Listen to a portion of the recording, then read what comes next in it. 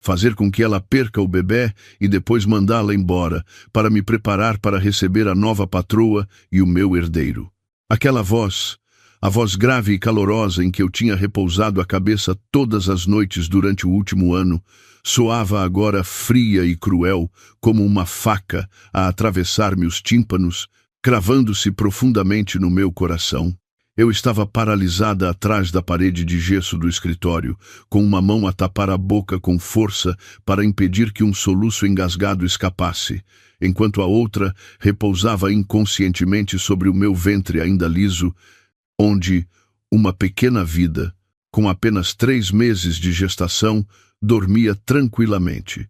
Era o meu marido, João. Ele estava ao telefone com o Nuno, o segurança em quem eu sempre confiei. Ele pensava que eu tinha chegado mais cedo à empresa. Não sabia que eu tinha voltado por me ter esquecido de uma pasta de documentos importantes. E o destino, de forma irônica, quis que eu ouvisse esta conversa fatídica. Nova patroa, herdeiro fazê-la abortar, mandá-la embora. Cada palavra que ele pronunciava era como um golpe de malho a destruir o mundo cor-de-rosa que eu, na minha ingenuidade, tinha pintado ao longo do último ano. Para mim, há apenas 10 minutos.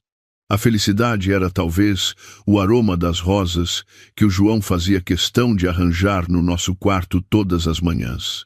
Era a luz dourada do sol, a entrar pelas altas e largas janelas de vidro, banhando de ouro toda a mansão de 5 milhões de euros, a que chamavam o nosso lar. E era também o sorriso amável da minha sogra. A Dona Teresa sempre que me pegava na mão e dizia: "Vocês os dois têm de ser muito felizes, não desiludam os vossos pais." Eu vivi nessa falsa felicidade, acreditando que era a mulher mais sortuda do mundo. Tenho 29 anos, sou esposa de um homem que milhares de mulheres desejam. Ele é diretor comercial, com uma aparência elegante, palavras doces e, acima de tudo, amava-me com um amor que eu julgava ser verdadeiro. Ele nunca me deixou preocupar com dinheiro, nem nunca exigiu que eu abdicasse da minha carreira. Dizia que a sua esposa tinha de ser a mulher mais independente e brilhante. Vivemos nesta mansão um presente de casamento que o meu pai me deixou antes de falecer. O meu pai foi um empresário de sucesso. Morreu cedo, vítima de uma doença grave, e eu sou a sua única filha. Deixou-me não só o seu patrimônio, mas também uma grande lição sobre autonomia. Talvez por isso, quando me casei, nunca me permiti ser um fardo para a família do meu marido. Todas as despesas desta casa, desde a empregada e o jardineiro até as luxuosas viagens de toda a família dele, era eu que silenciosamente assumia. Não o fazia por vaidade, mas porque realmente os via como a minha família. A minha sogra, a Dona Teresa, era, à superfície, uma mulher de bom coração. Tratava-me muito bem, nunca criticava as minhas tarefas domésticas. Até me defendia perante os parentes, dizendo que eu era uma nora exemplar. Mas agora percebo que tudo não passava de uma encenação. Eles eram bons para mim. Provavelmente apenas por causa desta mansão, por causa da fortuna que o meu pai me deixou. Viam-me como uma gança dos ovos de ouro, engordavam-me, mimavam-me, para depois me abaterem no dia certo. E o João, o marido que eu amei com todo o meu coração, revelou-se um ator demasiado talentoso. Ele podia passar uma noite inteira a ouvir pacientemente as queixas de um parceiro de negócios, mas irritava-se comigo. Só porque eu lhe perguntava se o trabalho tinha sido cansativo. Podia gastar dinheiro sem pensar numa festa de negócios. Mas quando eu queria enviar algum dinheiro para a aldeia, para ajudar os meus tios e primos, ele franzia ligeiramente a testa.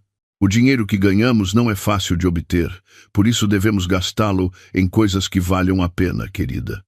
Eu, na minha estupidez, acreditei que era porque ele se preocupava com o nosso futuro. Afinal, o que valia a pena para ele era sustentar outra mulher e um filho ilegítimo. Eu já me tinha habituado. Dizia a mim mesma que todos os homens têm as suas pressões. Aprendi a ser uma sombra, uma verdadeira jarra decorativa na minha própria casa. Não fazia muitas perguntas, não me queixava, apenas cumpria silenciosamente o meu papel de esposa e nora. Eu era como um canário numa gaiola de ouro. Tinha tudo, mas não tinha verdadeiro calor humano. E quando descobri que estava grávida, chorei de alegria. Não contei a ninguém de imediato. Queria guardar este segredo como um presente surpresa, uma chave mestra que eu acreditava que poderia abrir a porta do seu coração já arrefecido.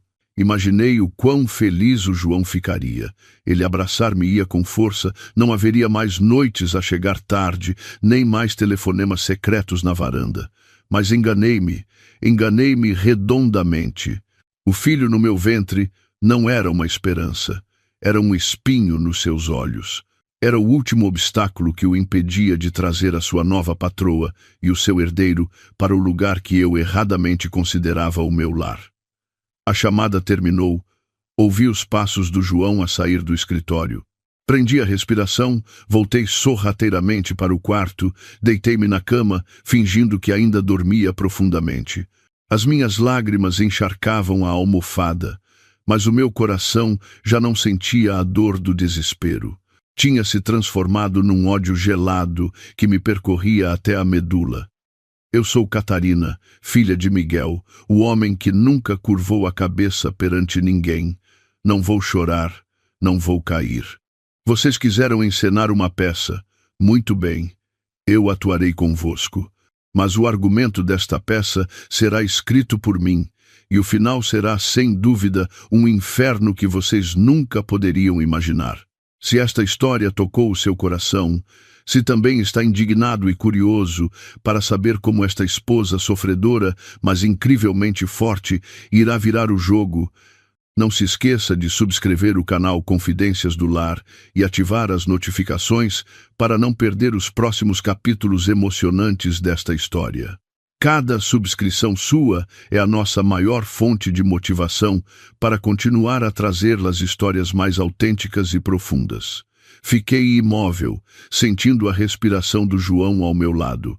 A respiração daquele que, há poucos minutos, queria tirar a vida à sua própria descendência no meu ventre. O meu peito já não doía, estava vazio. O amor, a confiança absoluta, tudo tinha sido esmagado até se tornar pó por aquela frase cruel. De repente, lembrei-me do meu pai. No dia em que decidi casar com o João, o meu pai, já gravemente doente, chamou-me ao seu escritório. Não se opôs. Apenas me olhou em silêncio por um longo tempo e disse uma frase cujo significado só agora compreendo plenamente. Catarina, diamantes verdadeiros não temem o fogo, mas lembra-te, tu és quem segura a chama, não a lenha seca. Na altura, não compreendi. Apenas via o João como um homem perfeito. Ele apareceu na minha vida no momento mais vulnerável, quando o meu pai lutava diariamente contra a doença. Ele não era como os outros rapazes ricos que só sabiam divertir-se. Tinha ambição, talento e, acima de tudo, tratava o meu pai com um respeito sincero. Podia passar horas a ouvir o meu pai falar sobre os primórdios da sua carreira, podia dar-lhe a sopa à boca, colher a colher. Ele disse-me: admiro o teu pai, ele é um monumento. Ser seu genro é a honra da minha vida. A sua família, a Dona Teresa e todos os parentes também se mostraram extremamente gentis. Nunca perguntaram sobre o patrimônio da minha família. Diziam sempre que a maior bênção era ter uma nora tão virtuosa como eu. A Dona Teresa pegou-me na mão e disse com carinho: a nossa família não é rica, só temos um bom coração. Quando vieres para a nossa casa, considera-a como tua, não te acanhes. Eu acreditei em todas aquelas palavras. Acreditei que tinha encontrado um porto seguro depois de anos em que apenas eu e o meu pai nos apoiávamos um ao outro. O nosso casamento realizou-se pouco antes da morte do meu pai. No dia da leitura do testamento, todos ficaram chocados. O meu pai deixou-me todo o seu patrimônio, incluindo 100% das ações da empresa e esta mansão apenas a mim. O João, como meu marido, não constava em nenhuma das propriedades. Fiquei preocupada, com medo que isso o magoasse. que deixasse a sua família numa posição desconfortável. Mas não. A reação do João comoveu-me até as lágrimas. Ele abraçou-me à frente do advogado e de todos. Disse: "O que é teu também é meu. Não preciso de nada, só preciso de ti." Aquela frase dissipou todas as minhas dúvidas. Transformou-o num santo aos meus olhos. Um homem que me amava de verdade, e não pela minha enorme fortuna, e a sua família também. Não fizeram uma única queixa. A minha sogra até disse aos parentes: "A fortuna é da menina, foi o pai dela que lhe a deixou. O importante é que eles se amem, e nós estamos satisfeitos com isso." A partir desse dia, a minha confiança nele e na sua família tornou-se absoluta. Não tinha defesas, não tinha suspeitas. Ele disse que a empresa precisava de capital. Eu prontamente assinei os papéis. Ele disse que a mãe precisava de dinheiro para renovar a casa. Eu transferi imediatamente. Ele disse que um parente na aldeia estava doente. Eu não hesitei em ajudar. Pensei que era um dever filial, uma responsabilidade de esposa e nora. Agora, deitada nesta cama fria, percebo o quão estúpida fui. O meu pai tinha visto tudo. Ele deixou-me os bens não para testar o João, mas para me dar uma saída, uma arma suprema para me proteger. Tu és quem segura a chama. Sim, o meu pai entregou-me a chama, mas eu transformei-me em lenha seca, pronta a arder por um amor falso. O João e a sua família não são desprovidos de ganância. São apenas extremamente inteligentes e pacientes. Não se apressaram a mordiscar as pequenas iscas. Estavam à espera. À espera que o peixe grande, eu, baixasse completamente a guarda, à espera de um dia em que pudessem engolir tudo de uma só vez. E a gravidez talvez fosse a oportunidade que eles esperaram durante 5 anos. Não é o fruto do amor. É um ponto fraco fatal, a corrente com que eles acreditam que me podem prender para sempre. O som da água no chuveiro parou. Fechei os olhos rapidamente, ajustando a minha respiração. O João saiu, ainda envolto numa toalha de banho. Subiu para a cama sorrateiramente, passou o braço pela minha cintura e deu-me um beijo suave na bochecha. "Dorme bem, meu amor." A sua voz continuava tão gentil e calorosa como sempre, mas o seu toque fez-me estremecer de repulsa.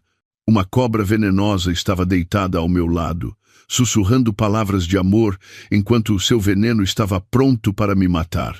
Não me mexi, apenas senti a sua mão a deslizar suavemente sobre a minha barriga. Talvez estivesse a pensar no seu plano cruel, em como se livrar desta criança, em como se livrar de mim. Eu já não sentia dor. A dor tinha se transformado num ódio gelado, numa vontade feroz de vingança. Esta peça, não vou deixar que vocês escrevam o argumento e a encenem. A partir deste momento, eu vou retomar o controlo. Vou tornar-me uma atriz 100.000 vezes melhor do que vocês. Vou fazer com que entrem na armadilha que vocês próprios montaram, para que provem o sabor do engano, da traição, a sensação de perder tudo no momento em que pensavam ter o mundo inteiro. A luz da aurora espreitava pela fresta da janela. Um novo dia começava. Eu sabia que a partir de hoje, cada dia seria uma batalha de nervos, mas também sabia que já não estava sozinha. Tinha o meu filho, a herança do meu pai, e um plano de vingança cruel, mas merecido, a tomar forma. E a primeira coisa que precisava de fazer era descobrir quem eram a nova patroa e o herdeiro que o meu marido mencionou. Na manhã seguinte, acordei antes do João. Fui à casa de banho e olhei para a mulher no espelho. Olheiras de uma noite sem dormir, rosto pálido, mas o olhar já não tinha a inocência sonhadora. Era cortante e determinado. Maquilhei-me levemente para disfarçar o cansaço e escolhi um elegante vestido de seda creme. Tinha de continuar a representar o papel de esposa feliz. Uma mulher rica a desfrutar da alegria de ser mãe em breve. Quando desci, o João já estava à mesa do pequeno almoço, a mexer no telemóvel. Ao ver-me, levantou a cabeça e sorriu radiante. "Bom dia, meu amor. Dormiste bem esta noite?" Aquele sorriso, se fosse ontem, eu tê-lo-ia achado tão quente como o sol da manhã. Mas hoje, pareceu-me apenas terrivelmente falso. Dormi muito bem, respondi com uma voz doce. Talvez por estar prestes a ser mãe, sinto-me muito em paz. Fiz questão de enfatizar as palavras ser mãe, observando a sua reação. Um brilho de irritação passou rapidamente pelos seus olhos, mas ele disfarçou-o imediatamente com um sorriso ainda mais largo. Claro, meu amor, eu também estou muito feliz. A partir de agora, não precisas de te preocupar com nada. Deixa que eu trato de tudo. Ele dizia estas palavras enquanto continuava a teclar no telemóvel, provavelmente a enviar mensagens à nova patroa.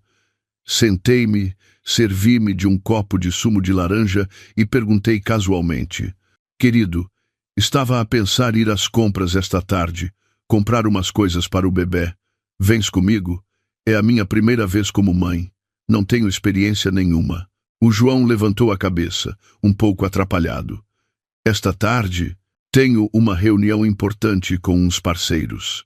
Que tal no fim de semana? Pode ser, disse eu, mostrando uma ligeira desilusão.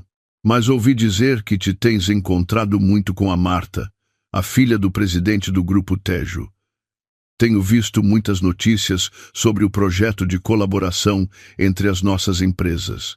Lancei o nome dela, o nome de que mais suspeitava. Marta, uma mulher bonita, talentosa, de uma família influente. Se o João queria uma nova patroa que o ajudasse a subir na vida, ninguém seria mais adequada. O João sobressaltou-se, o garfo quase lhe caiu da mão. Como? Como é que sabes? Li nos jornais, sorri, fingindo inocência. Acho-a muito bonita e talentosa. Uma verdadeira mulher de sucesso. Deves aprender muito a trabalhar com ela. A desconfiança nos olhos do João desapareceu gradualmente, substituída por um ar de presunção. É normal, querida. É trabalho, disse ele, tentando parecer modesto, mas ela é realmente muito inteligente. Se este projeto for bem-sucedido, a nossa empresa dará um grande passo. Acenei com a cabeça, fingindo admiração, mas por dentro sentia uma tempestade. Então era verdade. A nova patroa era a Marta, e o herdeiro de que ele falava. Será que? O meu coração apertou-se, mas não me permiti fraquejar. Então, concentra-te no trabalho. Eu trato das compras, disse eu, com um tom compreensivo. Ah, querido, estava a pensar convidar a tua mãe para vir passar uns tempos conosco. A minha barriga está a crescer, e com ela por perto a cuidar de mim, fico mais descansada. Esta foi a minha primeira jogada. Precisava da minha sogra, a dona Teresa, nesta casa. Ela era uma peça fundamental no esquema deles, e eu precisava dela aqui, sob o meu olhar, para que a minha peça tivesse uma espectadora especial. O João pareceu hesitar. A mãe aqui? Será que dá jeito? Por que não haveria de dar? Disse eu com um tom mimado. A mãe gosta tanto de mim, de certeza que vai ficar muito feliz. E com ela aqui, tu também não precisas de te preocupar tanto comigo. Podes dedicar-te de corpo e alma a esse grande projeto. Não disseste que era o futuro de nós os dois? As minhas palavras atingiram o ponto certo na psicologia do João. Ele precisava de tempo e espaço para se encontrar com a amante. Com a minha sogra aqui, ela poderia vigiar-me e, ao mesmo tempo, facilitar-lhe a vida. 2 em 1. Está bem, concordou ele. Vou ligar à mãe. A tua ideia é ótima. Nessa tarde, a dona Teresa mudou-se para nossa casa. Trouxe imensas coisas, como se fosse ficar por muito tempo. Abraçou-me, acariciou-me a barriga, com o rosto radiante de felicidade. Minha nora, tens trabalhado tanto. Descansa e cuida da tua gravidez. A partir de agora, a mãe trata de tudo em casa. Ela dizia palavras doces, mas quando o seu olhar me cruzou, vi um brilho frio, um cálculo que eu não tinha percebido durante todos estes anos. Sim, mãe. Obrigada. Respondi, abraçando-a também, um abraço cheio de falsidade. A minha peça tinha agora mais uma atriz veterana. Naquela noite, deixei o meu tablet de propósito na sala de estar. Sabia que a minha sogra era uma pessoa muito curiosa e eu já tinha preparado algo nele especialmente para ela. Era uma pasta de fotos chamada Memórias de Família. Dentro estavam as ecografias do meu bebê, artigos sobre cuidados na gravidez e, intercaladas, algumas fotos minhas com o Nuno, o segurança. Eram fotos completamente inocentes, apenas momentos em que ele me ajudava a carregar as compras ou a abrir a porta do carro. Mas para alguém com uma mente desconfiada como a da Dona Teresa, tornar-se-iam algo completamente diferente. Precisava de plantar uma semente de dúvida no seu coração, para que ela já não confiasse totalmente no seu filho querido. Naquela noite, quando desci para beber água, vi a luz do tablet a iluminar o rosto pensativo da minha sogra. Ela estava a percorrer a minha pasta de fotos. Ao ver-me, assustou-se e desligou rapidamente o ecrã. Fingi não ver nada, apenas sorri. A mãe ainda não foi dormir? O que está a ver com tanto interesse? Ah, nada. Estava só a ver umas fotos antigas, respondeu ela, um pouco atrapalhada. Vai dormir cedo, não é bom para o bebê. Acenei com a cabeça, virei-me e subi as escadas, com um sorriso frio nos lábios. A semente fora plantada, agora era só esperar que germinasse.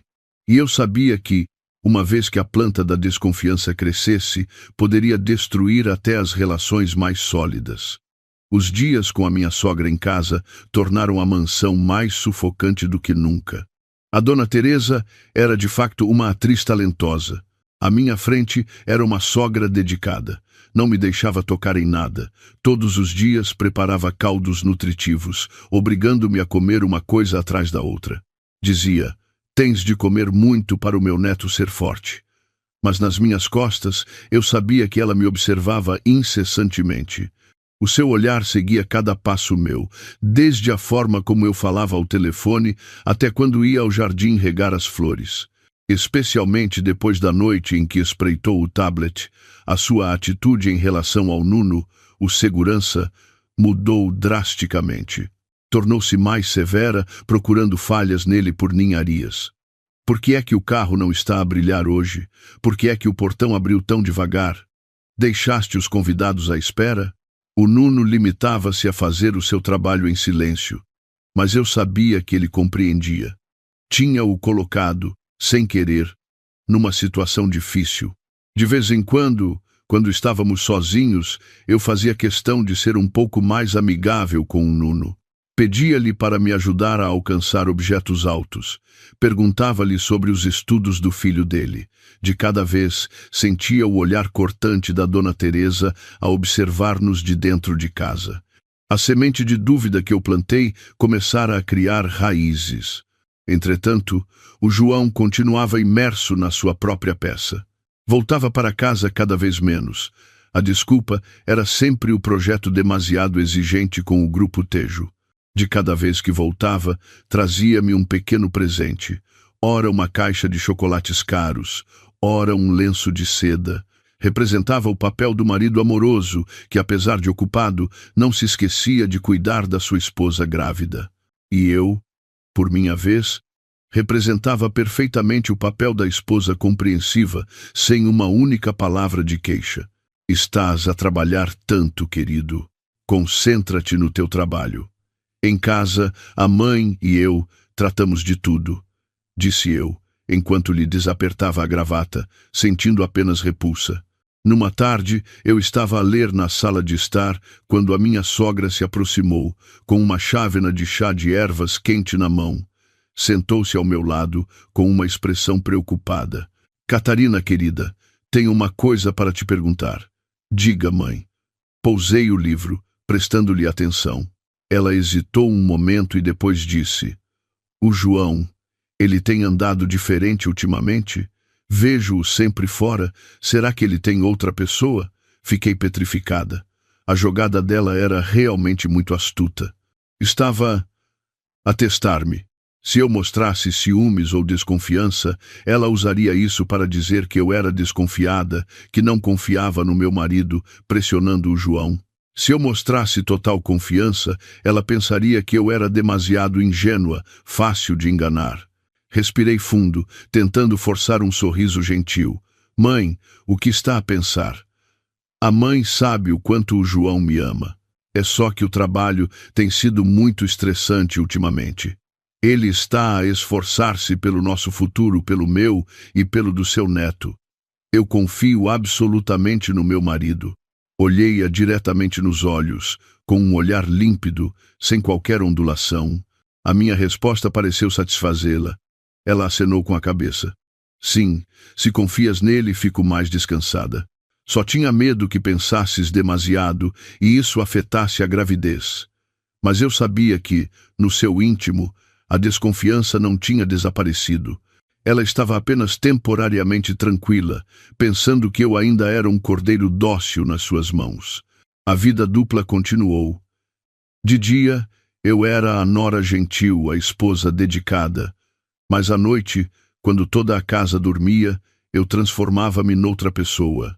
Contactei secretamente um velho amigo que trabalha na área de TI e pedi-lhe para instalar um software de vigilância no telemóvel que eu tinha oferecido ao João no nosso aniversário de casamento. Era um software invisível, capaz de gravar chamadas e fazer cópias de segurança de todas as mensagens sem deixar rastro. E então, as primeiras verdades começaram a chegar. Cada gravação, cada mensagem de texto entre o João e a Marta aparecia no ecrã do meu computador como um romance barato. Chamavam-se marido e esposa. Encontravam-se nos restaurantes mais luxuosos. Falavam sobre planos para uma viagem à Europa depois da conclusão do grande projeto. Mas o que me deixou paralisada foi uma mensagem da Marta para o João.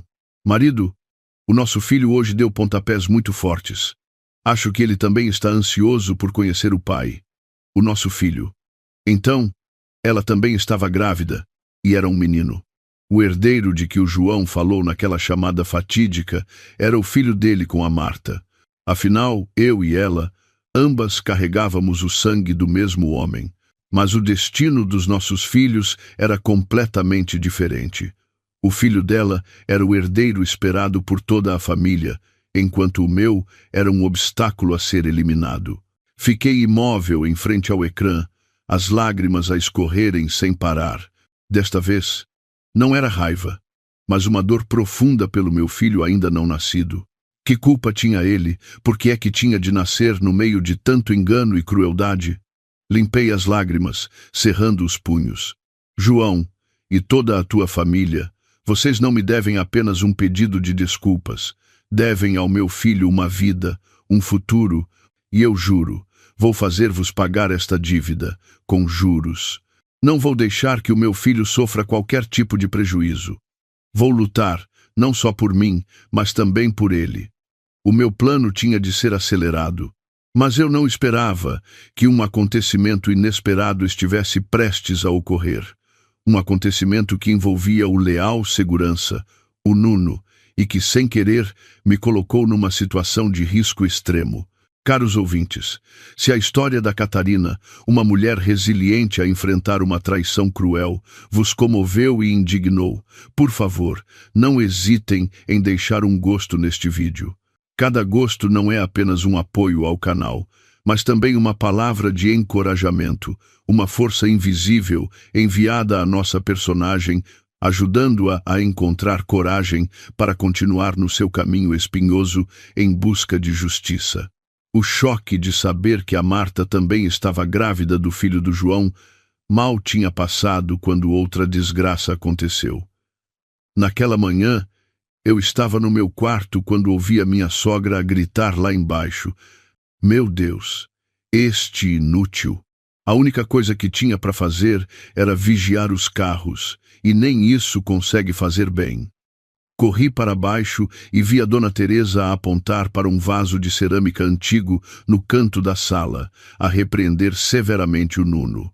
O vaso de cerâmica, uma peça de decoração cara que o João tinha acabado de comprar, agora tinha uma longa fissura a percorrer o seu corpo. Eu só fiz marcha atrás com o carro com um pouco mais de força, minha senhora. O Nuno baixou a cabeça, com um tom de profundo remorso. O carro tremeu e fez a prateleira abanar. Por isso é que ele... Ainda te atreves a responder? A dona Teresa interrompeu, com uma voz áspera e cruel. Desculpas e mais desculpas. Sabes quanto custa este vaso? Nem que vendesses a tua casa miserável toda conseguirias pagar por ele. Desajeitado, desaparece da minha frente. A partir de amanhã, não voltes a pôr cá os pés. Fiquei paralisada. Sabia que a minha sogra era exigente, mas não imaginava que ela pudesse tratar um homem mais velho, alguém que trabalhava para a família há tantos anos, de uma forma tão cruel e humilhante. O Nuno não disse mais nada, apenas baixou a cabeça em sinal de respeito, virou-se e saiu. A sua figura magra e solitária desapareceu atrás do portão. O seu olhar, ao cruzar-se com o meu, tinha algo mais do que tristeza. Era desilusão e amargura. Olhei para ele a afastar-se, sentindo uma inquietação crescente. O Nuno não era apenas o segurança. Era a única testemunha que tinha ouvido a ordem cruel do João. Agora que ele fora despedido, era como se eu tivesse perdido um aliado importante, um trunfo que ainda nem sequer tinha tido a oportunidade de usar. Mãe, não acha que foi um pouco dura demais? Arrisquei dizer. É só uma pequena fissura. Podemos mandar arranjar. A dona Teresa virou-se e olhou-me de lado. Tu não sabes de nada. Quando as coisas nesta casa se estragam, alguém tem de ser responsabilizado. Se não for ensinado com rigor, da próxima vez ele destrói a casa toda. Vá, é um assunto de empregados, não te metas. Sobe para o teu quarto e descansa. Ela disse isto e sentou-se tranquilamente no sofá, ligando a televisão como se nada tivesse acontecido. Olhei para a sua atitude e um arrepio percorreu-me a espinha. Ela não despediu o Nuno apenas por causa de um vaso partido. Havia certamente outra razão. Teria ela percebido a proximidade invulgar entre mim e ele? Ou seria esta uma jogada calculada para eliminar uma testemunha perigosa? Voltei para o meu quarto, com a mente num turbilhão. Tinha de encontrar uma forma de contactar o Nuno. Não podia deixá-lo partir com um sentimento de injustiça e mal-entendido. Procurei na minha antiga lista de contactos. Felizmente, ainda tinha o número dele. Esperei até que a minha sogra fosse para o seu quarto, para a cesta para lhe ligar às escondidas. Estou? Quem fala? A voz do Nuno do outro lado da linha parecia cansada e distante. Sou eu, a Catarina. Liguei para lhe pedir desculpa pelo que aconteceu esta manhã. Houve um breve silêncio. Depois ele suspirou. A culpa não foi sua, menina Catarina. Eu fiz mal o meu trabalho. Eu assumo a responsabilidade. É só que... Ele hesitou. Só que não esperava que a senhora sua sogra dissesse aquelas coisas. Eu compreendo. Disse eu com sinceridade. O senhor trabalhou tanto pela nossa família. Eu e o meu pai nunca nos esqueceremos da sua dedicação. Tenho aqui um dinheiro extra como um gesto de gratidão. Espero que o aceite para me deixar feliz. Não, não, menina Catarina, não faça isso. O Nuno recusou apressadamente. Não me atrevo a aceitar. A menina está grávida, precisa de guardar o dinheiro para o bebê. A sua gentileza fez-me sentir um nó na garganta. Senhor Nuno, não lhe liguei apenas para pedir desculpa. Tenho um assunto muito importante que diz respeito à minha segurança e à do meu bebê. Preciso da sua ajuda. Sei que não é a melhor altura para o incomodar, mas não sei em quem mais confiar. Apostei na sua bondade, na gratidão que ele sentia pelo meu pai. O Nuno ficou em silêncio por um longo momento. Podia ouvir o seu suspiro através do telefone. Finalmente ele falou, com uma voz grave. Menina Catarina, diga o que precisa. O seu pai salvou a vida da minha família. Nunca me esqueci dessa dívida. Se for a coisa certa a fazer, eu não recusarei. Soltei um suspiro de alívio. Não posso falar ao telefone. Amanhã podemos encontrar-nos num lugar discreto. Dei-lhe a morada de um pequeno salão de chá nos arredores, um lugar onde eu tinha a certeza de que não seríamos vigiados. A chamada terminou, e senti como se tivesse encontrado um raio de luz na escuridão. Mas, ao mesmo tempo, outra grande questão surgiu na minha mente. O que é que o João e a minha sogra estavam a esconder para se apressarem a livrar-se do Nuno de forma tão cruel?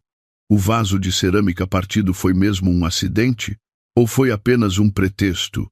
Uma encenação para levar a cabo um plano ainda mais sombrio? Na manhã seguinte, usei a desculpa de uma consulta de rotina para sair de casa. A minha sogra não suspeitou de nada, até me recomendou que tivesse cuidado ao andar. A sua falsa preocupação agora só me causava náuseas. Não fui ao hospital. Conduzi diretamente para o salão de chá nos arredores, onde tinha combinado encontrar-me com o Nuno. O salão de chá ficava escondido atrás de um pequeno caminho de terra, rodeado por jardins verdejantes, um lugar extremamente tranquilo e discreto. O Nuno já tinha chegado. Vestia uma camisa velha e desbotada.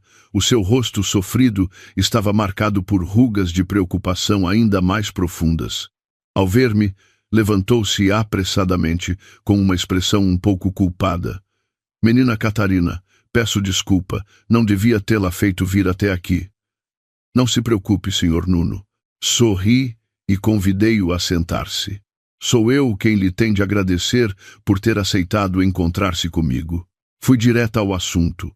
Contei-lhe sobre a chamada fatídica que tinha ouvido por acaso, sobre a ordem do João para fazer com que ela perca o bebê e depois mandá-la embora. Falei, tentando conter as lágrimas, mas a minha voz não conseguia esconder o tremor.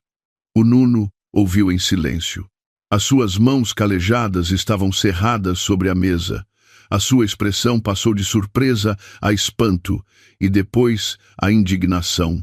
Quando terminei de falar, ele bateu levemente com a mão na mesa, a sua voz grave e cheia de raiva. "Maldito seja! Não imaginei que o menino João pudesse ser tão desumano." Ele levantou o olhar para mim, cheio de compaixão. "Menina Catarina, a culpa é minha. Devia ter percebido mais cedo." Durante este tempo todo, o menino João teve muitos comportamentos estranhos. Saía muitas vezes à noite, o telemóvel sempre colado a ele. Mas eu pensei que eram apenas casos extraconjugais. Nunca imaginei que ele pudesse ser tão cruel a ponto de querer magoar o seu próprio sangue. Eu também não conseguia acreditar, disse eu, com a voz embargada. "Senhor Nuno, preciso da sua ajuda.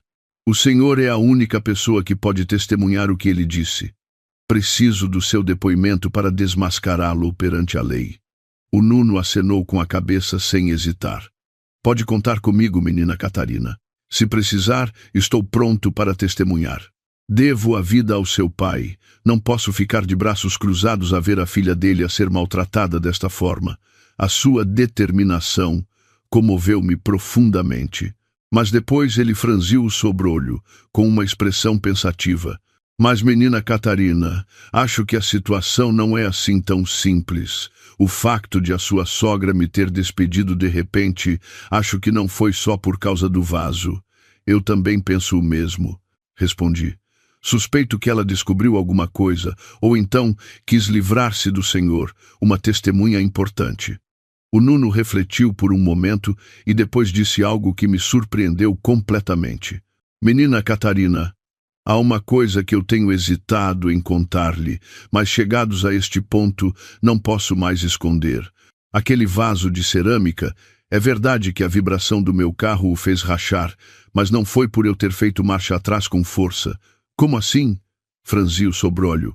O Nuno baixou a voz, olhou em redor e só depois continuou. "Naquela manhã, antes de tudo acontecer, eu vi o menino João a fazer algo às escondidas no canto da sala, perto de onde estava o vaso. Ele tinha na mão um objeto pequeno, parecido com um martelo. Ele deu umas pancadinhas leves no pé da prateleira e guardou-o rapidamente quando viu alguém a descer. Na altura, não pensei muito nisso, mas depois do que aconteceu achei estranho. Aquela prateleira era muito estável. Uma ligeira vibração do carro não poderia rachar um vaso de cerâmica tão pesado. Suspeito que a fissura já lá estava. As palavras do Nuno foram como um choque elétrico a percorrer o meu corpo, uma encenação. Uma encenação montada de forma elaborada. O João tinha criado propositadamente uma fissura no vaso e depois esperou pela mais pequena desculpa do Nuno para, através da sua mãe, o despedir. Ele tinha tudo calculado. Queria eliminar a única pessoa que conhecia o seu segredo para poder executar o seu plano sem mais obstáculos. A maldade e o cálculo do João, mais uma vez, superaram a minha imaginação. Ele não era cruel apenas comigo e com o nosso filho. Estava disposto a prejudicar um homem mais velho que tinha sido dedicado à sua família apenas para encobrir os seus crimes. Tenha certeza, Sr. Nuno? Perguntei novamente, com a voz trêmula. Não tenho 100% de certeza, respondeu o Nuno. Mas com o que a menina acabou de me contar, acredito que a minha intuição está correta. Menina Catarina, tem de ter muito cuidado. Estas pessoas não se detêm perante nada. Fiquei em silêncio, com a mente a girar. Tudo se estava a tornar cada vez mais complicado e perigoso. Não era apenas um caso de adultério e engano. Era uma série de conspirações calculadas, frias, ao ponto de serem desumanas. Eu não estava a enfrentar apenas um marido infiel, mas um demônio em pele de cordeiro. Obrigada, Sr. Nuno. Obrigada por me ter contado a verdade, disse eu, com gratidão. Por favor, mantenha-se em segurança. Acredito que em breve precisarei da sua ajuda em tribunal. Ao sair do salão de chá, o meu coração estava pesado. Sabia que estava a entrar num caminho cheio de espinhos, mas não tinha outra escolha. Tinha de ir até ao fim, não só para fazer justiça por mim e pelo meu filho, mas também para desmascarar todos os crimes do João. Mas será que, com o que tenho em mãos, sou forte o suficiente para lutar contra alguém tão maquiavélico e cruel como ele? Ou cairei novamente numa armadilha ainda mais sofisticada que ele preparou? O encontro com o Nuno semeou em mim um medo real, mas ao mesmo tempo acendeu uma chama de determinação ainda mais forte. Eu não podia mais ficar à espera.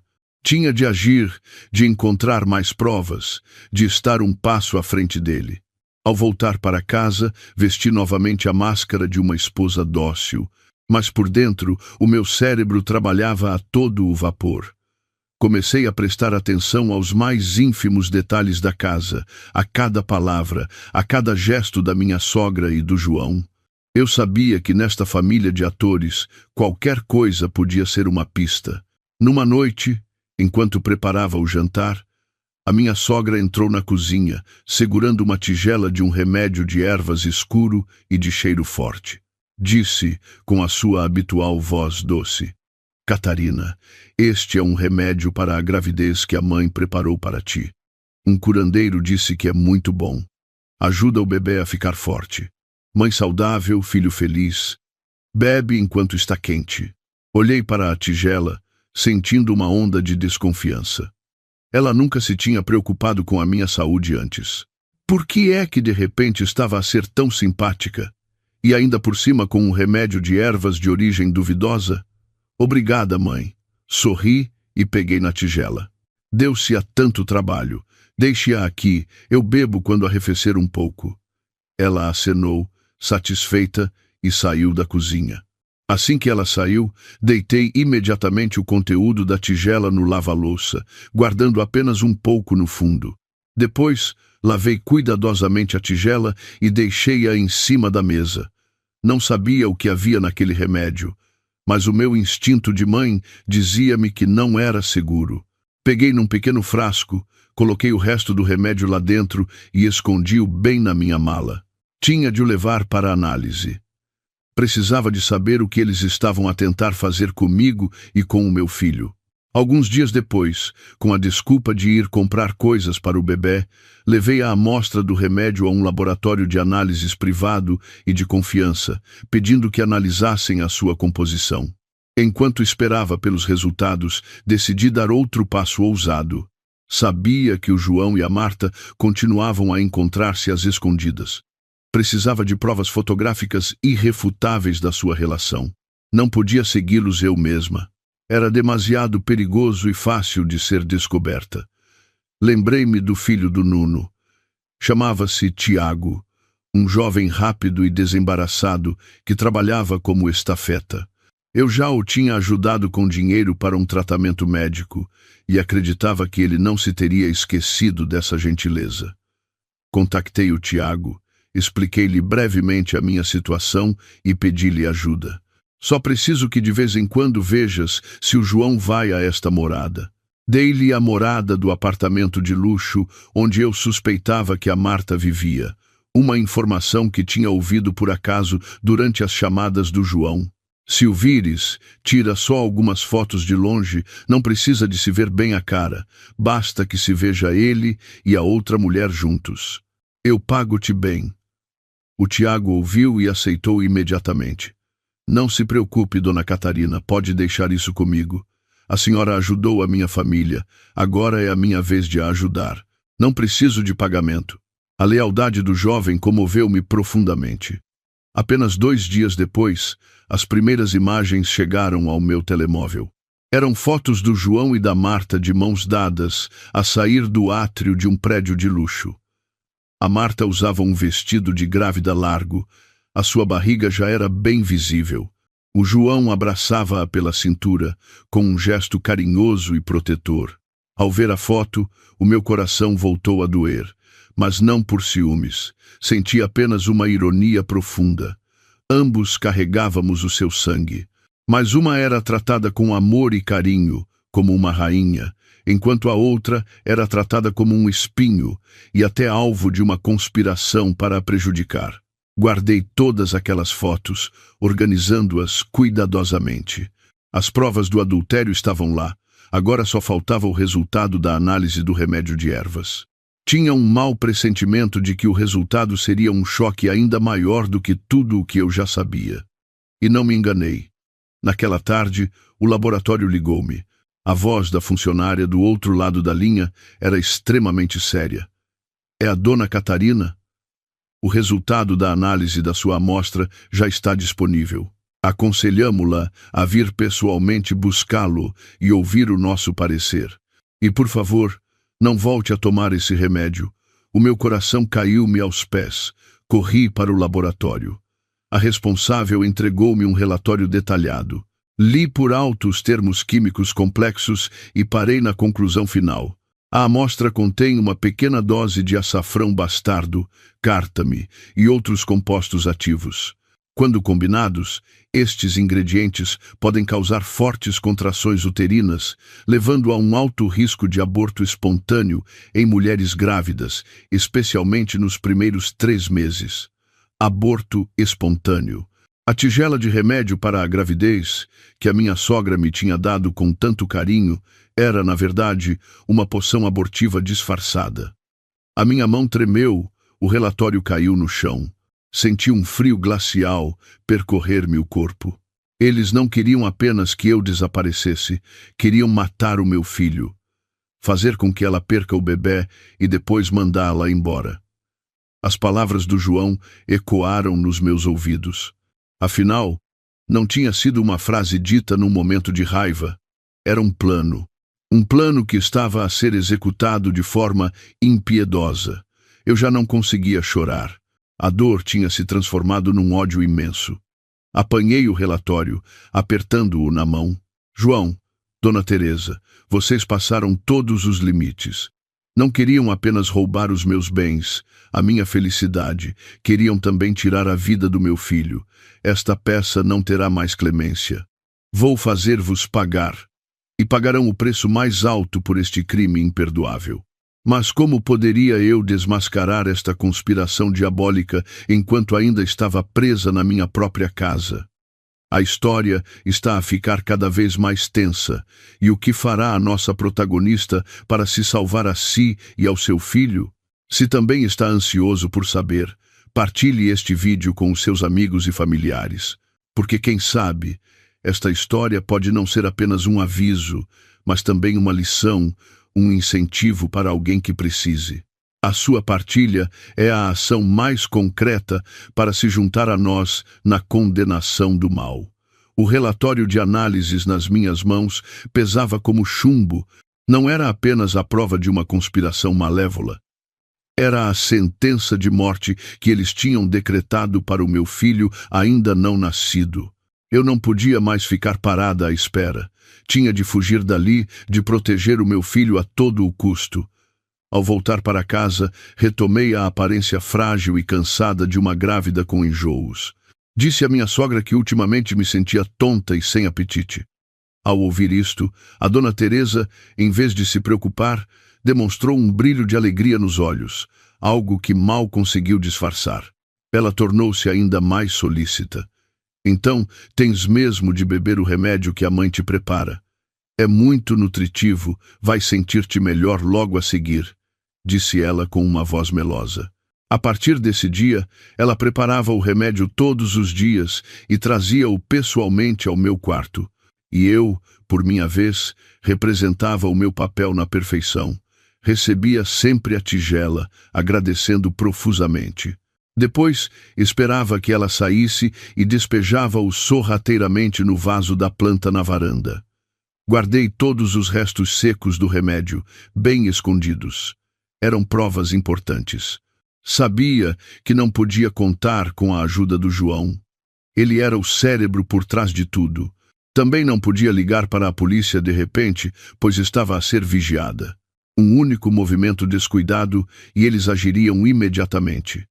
Precisava de um plano perfeito para escapar em segurança e expor todos os seus crimes. E então, a oportunidade surgiu de forma inesperada. Naquela manhã, o João chegou à casa com uma expressão de triunfo. Disse à sua mãe: "Mãe, o projeto com o Grupo Tejo está fechado. Este fim de semana, o presidente vai dar uma festa de celebração num resort na Quinta do Lago. Ele convidou toda a nossa família para passar lá uns dias." A dona Teresa ficou radiante ao ouvir a notícia. "A sério, meu filho? Que maravilha! Claro que temos de ir, para mostrar a todos como a nossa família é abençoada." Ela virou-se para mim com um tom condescendente. "Catarina, prepara as tuas coisas também. Esta viagem é para mudares de ares. Faz bem a ti e ao bebê." Baixei a cabeça, fingindo estar contente. "Sim, mãe. Obrigada. Obrigada, querido." Mas na minha mente, um plano audacioso começava a tomar forma. Quinta do Lago, um lugar desconhecido, cheio de gente. Era a oportunidade de ouro para eu escapar. Comecei a preparar-me em segredo. Com a desculpa de precisar de comprar mais alguns vestidos de grávida para a festa, pedi autorização à minha sogra para ir às compras. Ela hesitou um pouco, mas talvez, por estar tão feliz com a viagem, concordou, com a condição de que a empregada me acompanhasse para tomar conta de mim. Sabia que era para me vigiar, mas aceitei com um sorriso. No centro comercial, não fui logo ver roupa. Disse à empregada que precisava de ir à casa de banho por um momento. Aproveitando a sua distração, escapei por outra saída e fui diretamente a uma loja de eletrônica. Usei o pouco dinheiro que tinha conseguido juntar às escondidas para comprar um telemóvel barato e um cartão SIM novo. Depois, voltei rapidamente, com alguns sacos de compras na mão para não levantar suspeitas. Com o telemóvel, sentia que tinha o mundo nas minhas mãos. Naquela noite, quando todos já dormiam, escondi-me na casa de banho e, a tremer, disquei o número da única pessoa em quem podia confiar naquele momento. A minha melhor amiga desde a universidade, a Ana. "Estou." "Quem fala?" A voz sonolenta da Ana soou do outro lado. "Ana, sou eu." "A Catarina," sussurrei, com a voz embargada. Houve um momento de silêncio, e depois a Ana gritou: "Meu Deus, Catarina! Onde te meteste este tempo todo? Tenho te ligado e não atendes. Fui à tua casa e disseram-me que tinhas ido para a aldeia. Sabes o quanto me preocupei contigo? Eu estou com problemas, Ana." Desatei a chorar. Toda a angústia acumulada durante tanto tempo explodiu. Contei-lhe tudo, desde o casamento arranjado, os dias de cativeiro, até a conspiração para prejudicar o meu filho. Do outro lado da linha, a Ana passou do choque e da incredulidade à indignação. "Meu Deus, esses monstros não são humanos." Catarina, tens de sair daí imediatamente. Onde estás? Diz-me. Eu vou buscar-te. Não podes, impedia rapidamente. Eles vigiam-me de perto, mas este fim de semana vão levar-me para a Quinta do Lago. É a minha única oportunidade. Ana, preciso da tua ajuda. Contei-lhe o meu plano.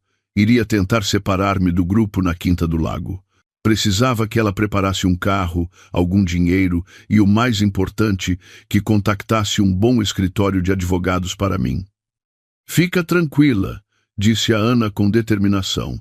Deixa tudo comigo. Tu só precisas de te manter em segurança, a ti e ao bebê. Catarina, desta vez não vamos deixar que eles fiquem impunes. A chamada terminou e senti uma nova força a percorrer o meu corpo. Já não estava sozinha. Tinha amigos, tinha pessoas dispostas a ficar do meu lado. Esta viagem à Quinta do Lago, para a família do João, era uma celebração da vitória. Mas para mim seria uma fuga espetacular. O primeiro tiro de um contra-ataque feroz. Eles não sabiam que a presa que levavam tranquilamente para o matadouro era, na verdade, um tigre à espera de ser libertado da sua jaula. No dia da partida para a Quinta do Lago, escolhi deliberadamente um vestido de grávida largo, de cor escura, e levei apenas uma pequena mala com alguns itens essenciais. Tinha de parecer frágil, submissa, para que ninguém desconfiasse. A família do João, pelo contrário, vestia-se de forma exuberante, com joias cintilantes, os rostos a brilhar de alegria e arrogância. Especialmente a minha sogra, a Dona Teresa, que usava um vestido de veludo vermelho escuro e falava e ria alto, como se fosse a protagonista da festa. A luxuosa limusina levou-nos a um resort de 5 estrelas à beira-mar. O lugar era paradisíaco, com uma longa praia de areia branca, coqueiros a sussurrar ao vento e vilas privadas com piscinas. Mas aos meus olhos, este cenário opulento apenas realçava a falsidade e a crueldade das pessoas que me acompanhavam. A festa à noite foi organizada ao ar livre, junto à praia. Luzes douradas, música suave, o som das ondas. O João, num elegante fato branco, subiu ao palco de mãos dadas com a Marta. Ela usava um vestido de noite brilhante, a sua barriga de grávida já era muito grande, mas o seu rosto irradiava felicidade. Pareciam o par perfeito. O presidente do grupo Tejo, pai da Marta, estava ao lado deles, dando palmadinhas nas costas do João com orgulho. Eu estava sentada num canto discreto, ao lado da minha sogra. Ela não parava de me sussurrar ao ouvido com um tom de escárnio. Estás a ver? O meu João é tão talentoso. Casou-se com a filha do presidente, subiu na vida. Tu também vais beneficiar com isso. Limita-te a cuidar do meu neto e tudo ficará bem. Apenas baixei a cabeça e sorri debilmente, a mão debaixo da mesa cerrada com força. Submissa? Nunca mais. Usei a desculpa de não me sentir bem e querer ir para o quarto descansar mais cedo. A Dona Teresa olhou-me de lado e acenou. Sim, vai descansar. E lembra-te de beber o remédio que deixei na mesa para ti. De novo o remédio. Sabia que ela nunca desistiria do seu plano. Sorri. Sim, mãe, eu sei. Apoiei-me na cadeira, levantei-me lentamente e caminhei com um ar cansado e cambaleante. Mas assim que saí do campo de visão deles, apressei o passo, virei para um caminho diferente, não o que levava à nossa vila. Dirigi-me para a área da recepção principal do resort. De acordo com o plano combinado com a Ana, ela estava à minha espera lá. O meu coração batia descontroladamente. A liberdade estava apenas a algumas centenas de metros de distância. Mas quando estava quase a chegar à recepção, uma voz familiar soou atrás de mim, fria e cortante. Onde pensas que vais, Catarina? Sobressaltei-me e virei-me. Era o João, estava ali, não muito longe, com as mãos nos bolsos. O rosto já não tinha a expressão gentil e elegante, mas sim um sorriso de escárnio. Tu, por que não estás na festa? Gaguejei, tentando manter a calma. A festa não é tão importante como a minha querida esposa. Ele aproximou-se lentamente, os olhos fixos em mim. Pensas que me consegues enganar? Pensas que eu não sei dos teus joguinhos infantis? Senti um arrepio. Ele sabia do meu plano. Mas como? Eu tinha sido tão cuidadosa. O telemóvel barato, as chamadas às escondidas na casa de banho, pensas que eu não reparei? Ele riu-se. Catarina, ainda és tão ingênua. Sabes uma coisa? Naquela casa não há um único movimento teu que escape aos meus olhos e aos da minha mãe. Ele estava muito perto, apenas a um braço de distância. Anda, meu amor, vamos voltar para a festa, não vamos estragar a diversão de todos. Ele estendeu a mão para me agarrar. Não, gritei, recuando um passo. Não vou a lado nenhum. És um demônio. Demônio? Ele riu alto, uma risada maníaca. Sim, sou um demônio, mas tu és a esposa do demônio, por isso não sonhes em escapar. Ele deu-me uma bofetada forte, uma bofetada que me deixou tonta, com a cara a arder. Cambaleei e caí na relva ao lado do caminho. Não a assustes. Outra voz surgiu de repente da escuridão. Um homem alto saiu, interpondo-se entre mim e o João. Era o Tiago, o filho do Nuno. Ele usava o uniforme de segurança do resort. Quem és tu? Gritou o João, com os olhos a fuzilar de raiva. Sou a pessoa que não vai deixar que lhe toques, disse o Tiago com firmeza. Ah, és tu, desdenhou o João. O filho daquele velho inútil. Vocês são mesmo uma cambada de ingratos. Quem é ingrato sabe o bem, respondeu o Tiago, sem medo. Senhor João, aconselho-o a voltar para a sua festa e a não tornar as coisas mais desagradáveis. Atreves-te a ameaçar-me? O João avançou, desferindo um soco em direção ao Tiago.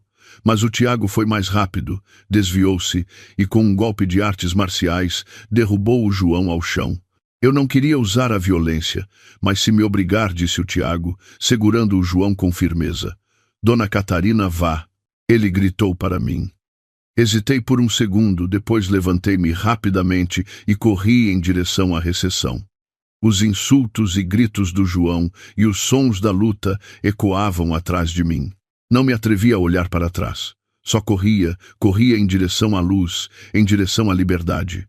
Entrei a correr na recepção e vi a Ana à espera na porta, com o rosto cheio de preocupação. Catarina! Gritou ela, correndo para me amparar. A tua cara! Aquele desgraçado bateu-te? Vamos embora, Ana. Puxei-lhe pela mão. Em pânico. Corremos para fora, entramos no carro que já nos esperava. O carro arrancou, desaparecendo na noite, deixando para trás o resort de luxo, deixando para trás 5 anos de inferno na terra. Olhei para trás pelo vidro traseiro e vi a sombra do João e de outros seguranças a perseguirem-nos. Mas era tarde demais.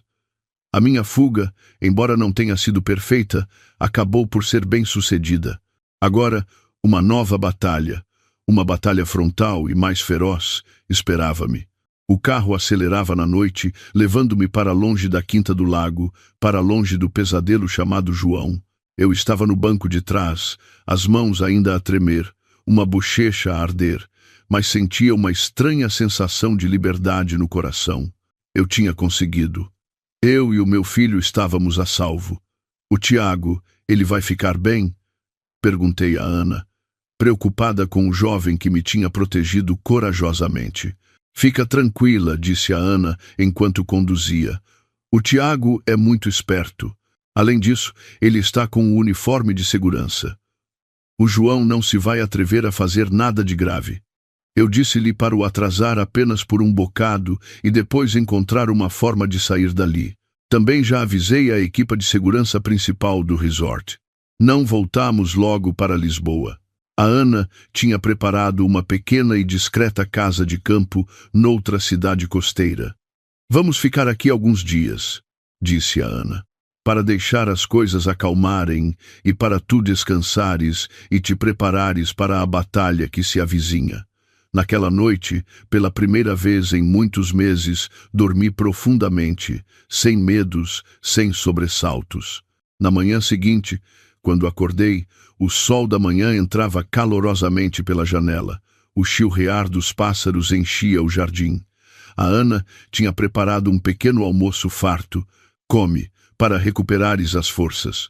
És uma mãe guerreira, disse ela sorrindo, enquanto me entregava um copo de leite quente. Ao ver o sorriso da Ana, a sua preocupação sincera, senti os olhos a arder.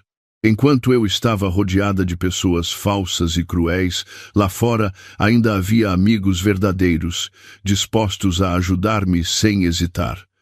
Obrigada, Ana, disse eu, com a voz embargada. Sem ti, não sei o que teria feito. Entre nós não há agradecimentos, disse a Ana, acenando com a mão. Agora não é altura para sentimentalismos. Vê a advogada que te encontrei. Ela entregou-me o tablet.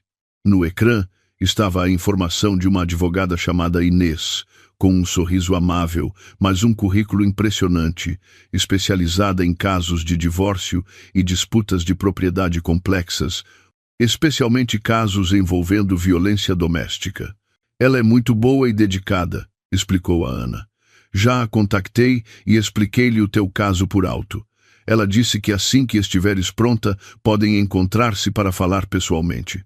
Estou pronta, disse eu, com determinação. Não posso esperar mais. No dia seguinte, voltamos a Lisboa e fomos diretamente ao escritório da advogada Inês.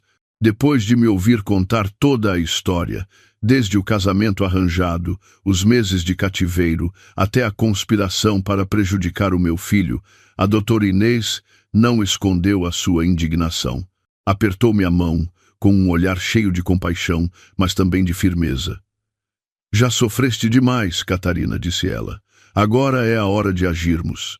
Com as provas que tens, desde o resultado da análise do remédio, as fotos do adultério, até ao testemunho do Sr. Nuno, podemos processar o João e toda a sua família por vários crimes. Detenção ilegal, ofensas à integridade física e, o mais grave, tentativa de homicídio. Na esfera civil, vamos pedir o divórcio e exigir que ele te compense por todas as perdas materiais e morais. Ao ouvir as palavras da doutora Inês, senti-me revigorada. Pela primeira vez, o caminho à minha frente parecia mais claro. Já não era uma vítima solitária e indefesa. Tinha a lei do meu lado, tinha pessoas dispostas a lutar comigo. Naquela mesma tarde, a primeira queixa foi apresentada. Ao mesmo tempo, seguindo o conselho da doutora Inês, fui ao hospital para examinar o ferimento no meu rosto e o estado de saúde do feto, obtendo um atestado médico. Cada passo foi cuidadosamente calculado. Como esperado, apenas um dia depois de receber a notificação do tribunal, a família do João contra-atacou. Mas desta vez não usaram violência ou ameaças diretas. Usaram uma arma ainda mais temível: os mídia e a opinião pública. Um artigo com o título A Verdade por Trás da Altercação no Resort de 5 Estrelas. Esposa ciumenta inventa história para prejudicar a família do marido apareceu de repente num site de notícias sensacionalista. O artigo pintava uma história completamente diferente. Nele, eu era uma esposa ciumenta, desconfiada, que não aceitava o sucesso do marido e as suas muitas relações sociais. Diziam que eu tinha inventado a história de ter sido maltratada para criar um escândalo, que o ferimento no meu rosto foi causado por uma queda enquanto estava bêbada. Insinuavam ainda que eu tinha uma relação imprópria com o segurança que fora despedido. O artigo espalhou-se a uma velocidade vertiginosa. Nos comentários, uma avalanche de contas falsas atacava-me com insultos. Chamavam-me louca, parasita, invejosa, transformaram-me de vítima em culpada. Que canalhas! A Ana bateu na mesa, furiosa, ao ler os comentários. Eles não têm um pingo de humanidade.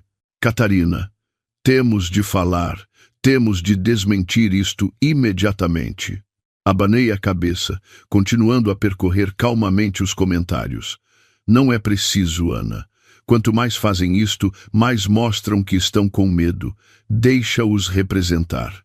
Quanto mais barulhenta for a peça, mais espetacular será o final. Olhei para a Ana com um sorriso frio a desenhar-se nos meus lábios. Eles querem jogar sujo com os Medea? Muito bem, mas esqueceram-se de uma coisa. Eu ainda tenho um trunfo na manga que eles nunca poderiam imaginar. Será que as calúnias e mentiras conseguirão abafar a verdade?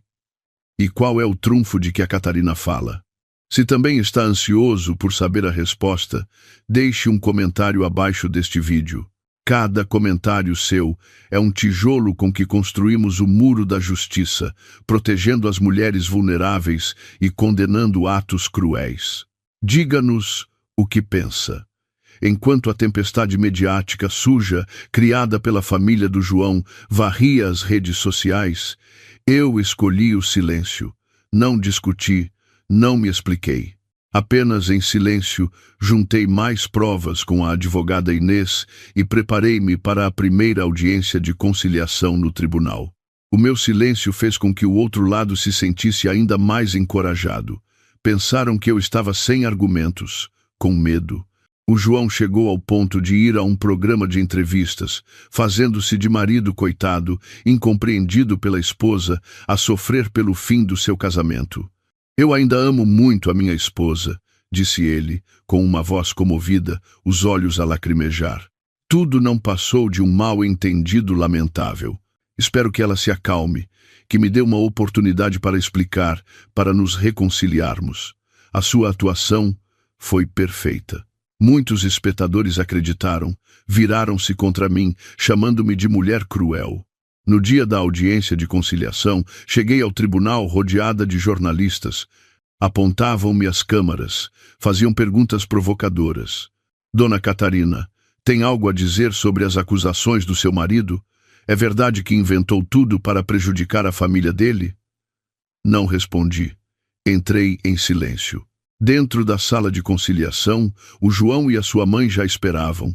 Ao ver-me, o João levantou-se rapidamente com uma expressão de dor. Catarina, finalmente chegaste. Estava tão preocupado contigo.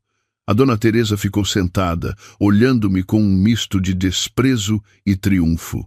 O juiz começou a sessão resumindo os pedidos de ambas as partes. O lado do João não aceitava o divórcio. Diziam que tudo não passava de um mal-entendido, que ainda queriam reconciliar-se. Era uma jogada astuta. Queriam construir a imagem de uma família tolerante e nobre, enquanto me colocavam na posição de uma esposa teimosa que queria destruir a felicidade. Quando chegou a minha vez de falar, não falei muito sobre as minhas mágoas. Disse apenas, com calma: Meritíssimo, não tenho mais nada a dizer sobre sentimentos. Gostaria apenas de apresentar algumas provas para que o tribunal compreenda porque não posso continuar neste casamento. Olhei para a doutora Inês, que entendeu o sinal, levantou-se e colocou um tablet em cima da mesa. Meritíssimo. Antes de passarmos às provas principais, gostaríamos de mostrar um pequeno vídeo. O ecrã do tablet foi ligado ao ecrã grande da sala. Tanto o João como a sua mãe arquearam as sobrancelhas, curiosos para ver o que eu estava a tramar. O vídeo começou. A primeira imagem era de um pátio familiar, onde estava uma velha casota de cão. Depois, um homem apareceu, de costas para a câmara. Era o Antônio, o irmão da dona Teresa. Ele estava a falar ao telefone com alguém. A sua voz era clara. Não te preocupes, mana. Está tudo sob controlo. A miúda está mansa como um cãozinho. Deixa-a ficar aí mais um tempo e ela fica completamente de rastos. Depois, podemos fazer o que quisermos com ela. E riu-se com satisfação. O Rui parece estar a ficar impaciente. Não para de perguntar quando é que há material novo. O rosto da dona Teresa mudou de cor. Ela olhava fixamente para o ecrã, as mãos a agarrarem a cadeira com força. O João também ficou paralisado, olhando para a mãe com incredulidade. O vídeo foi gravado de forma astuta, de um ângulo escondido, talvez da casa do vizinho. Mas isso não era tudo. O vídeo mudou de cena. Desta vez, a imagem foi gravada às escondidas dentro de um café. As pessoas no vídeo eram o João e o seu tio Antônio. Estavam sentados frente a frente.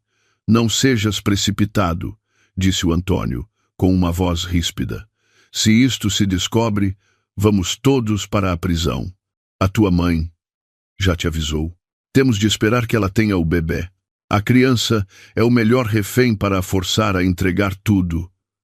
O João respondeu, com a voz a tremer um pouco. Mas tenho medo que ela descubra. O bebê é meu filho. E o que é que isso importa? Riu o Antônio. É teu filho, mas também é meu sobrinho neto. Já te esqueceste? Quem foi que te deu tudo o que tens? Se te atreveres a desobedecer-me a mim e ao Rui, não te queixes se eu for mal. A conversa deles revelou tudo, uma conspiração ainda mais terrível do que eu imaginava. O tio Antônio não era apenas um agressor, era o cérebro, a pessoa por trás de tudo, manipulando até o João e a sua mãe. E havia outra figura misteriosa, o Rui. O vídeo terminou, e a sala mergulhou num silêncio mortal. O juiz olhou fixamente para o João e a sua mãe, o rosto sério. A dona Teresa tremia, o rosto pálido como cera. Gaguejou. Não, não é verdade. Isto é uma montagem. Foi esta miúda que montou tudo para nos prejudicar. O João afundou-se na cadeira, com as mãos na cabeça, sem conseguir dizer uma palavra. Tinha sido traído pelo seu próprio tio. Meritíssimo, disse a Dona Inês, com uma voz firme. Este vídeo foi fornecido por uma testemunha completamente inesperada. Alguém que gravou tudo em segredo porque não aguentava mais este crime. E essa pessoa é o marido da senhora Marta. Outro choque explodiu. O marido da Marta. Por que é que ele faria isso? A Dona Inês continuou. O marido da senhora Marta suspeitava há muito tempo que a sua esposa o traía. Contratou um detetive particular para a seguir e, sem querer, descobriu toda esta conspiração. Ele contactou-nos e decidiu fornecer as provas, não só para desmascarar quem destruiu o seu casamento, mas também para salvar uma mulher inocente. O meu trunfo fora finalmente revelado. Não era apenas uma prova, era uma bomba que destruía todas as mentiras, todas as tentativas de negação da família do João. A expressão triunfante da Dona Teresa desapareceu por completo, substituída por pânico e medo. Olhou para mim com um olhar que queria devorar-me, mas também cheio de impotência. A peça deles tinha chegado ao fim. A bomba que a doutora Inês acabara de detonar fez tremer toda a sala de conciliação. A Dona Teresa, após alguns segundos de choque, levantou-se de um salto, apontou para mim e gritou histericamente. Foste tu que armaste tudo isto. Conspiraste com estranhos para prejudicar a minha família. Sua cobra venenosa. Ela tentou avançar na minha direção, mas foi contida por 2 seguranças do tribunal. O juiz bateu com um martelo na mesa. Silêncio. Peço-lhe que mantenha a ordem, ou terei de a mandar sair. A autoridade da lei finalmente fê-la recuar. Sentou-se de repente na cadeira, ofegante, os olhos ainda a fuzilarem-me. Entretanto, o João permanecia imóvel, como um corpo sem alma, o olhar perdido no vazio. O choque de ter sido manipulado pelo tio que sempre temera e a verdade de ter sido vigiado pelo marido da sua amante foram demasiado para ele. Tinha perdido, de forma humilhante e completa. A audiência de conciliação não pôde continuar. O juiz declarou uma pausa. Ao mesmo tempo, solicitou que o vídeo e todas as outras provas fossem encaminhados para a polícia de investigação para apurar os indícios de crime.